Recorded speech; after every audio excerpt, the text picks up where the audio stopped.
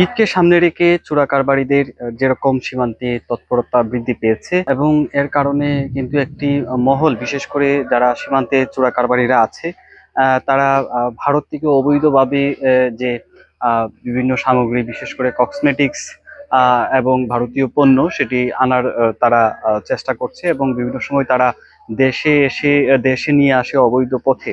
তো এরকম আজকে একটি খবর পেয়ে সুনামগঞ্জ ২৮ ব্যাটালিয়ন একটি অভিযান পরিচালনা করে, টাস্কফোর্স অভিযান পরিচালনা করে এবং সেই টাস্কফোর্স অভিযানে প্রায় ৪০ লক্ষ টাকার উপরে ভারতীয় যে ফুসকা সেটি তারা জব্দ করেছে।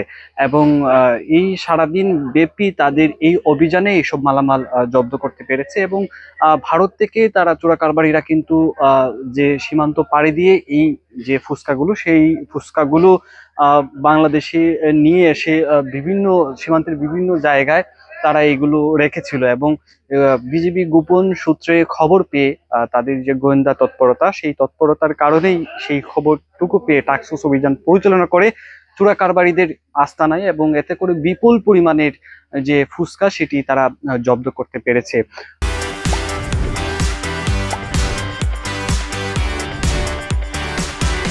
সুনামগঞ্জ সীমান্তে চোরাকারবারিদের তৎপরতা বৃদ্ধি পেয়েছে।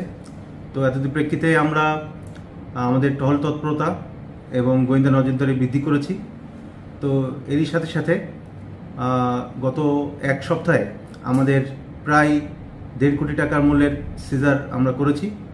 তো যেহেতু চোরাকারবারিদের তৎপরতা বৃদ্ধি পেয়েছে নেক্সট আমাদের ঈদকে ঘিরে, তো এই জন্য আমরা গতকালকেও আমরা নৌপথে ৪০ লক্ষ টাকার কসমেটিক্স সিজার করেছি এবং আজকে আমরা টাস্কফোর্স অভিযান পরিচালনা করে তাহিরপুর সীমান্তের বিন্ডাকলি এবং মদেরগাঁও এলাকাতে আমরা একটি বিশেষ টাস্কফোর্স পরিচালনা করি। সেখানে আমাদের ফুচকা আমরা আটক করতে সমর্থ হই, যার প্রায় আনুমানিক মূল্য হচ্ছে ৪০ লক্ষ টাকা।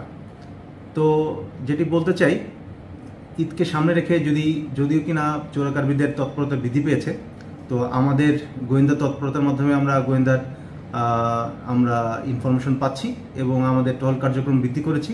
এবং সব কিছু মিলিয়ে আমি বলতে চাই যে ঈদকে ঘিরে চোরাকারবারি যতই তৎপর থাকুক না কেন, আমাদের আভিযানিক কার্যক্রমের মাধ্যমে তাদের যে চোরাকারবারিদের যে প্রচেষ্টা মালামাল নিয়ে আসার, সেটাকে আমরা নস্যাৎ করতে পারবো।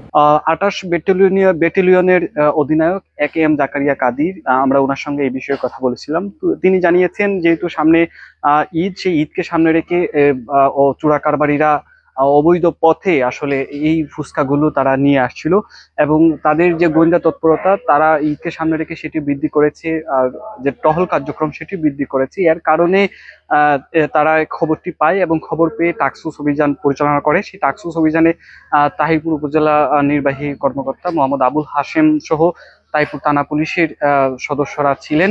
এবং যে চোরাকারবারিদের যেসব আস্তানা, বিশেষ করে যে এই ফুচকাগুলো তারা নিয়ে এসে রেখেছিল, সেইখানে তারা হানা দিয়ে এই ফুচকাগুলো তারা জব্দ করেছে। এবং বিজিবি বলছে, যার পরিমাণ যে টাকার অঙ্কে যদি বলি, প্রায় ৪০ লক্ষ টাকার উপরে। গতকালও বিজিবি আরেকটি এরকম টাস্কফোর্স অভিযান পরিচালনা করে ভারতীয় কসমেটিক্স সহ অন্যান্য সামগ্রী জব্দ করা হয়েছে। Saidur Rahman Asad, DBC news, Sunamganj.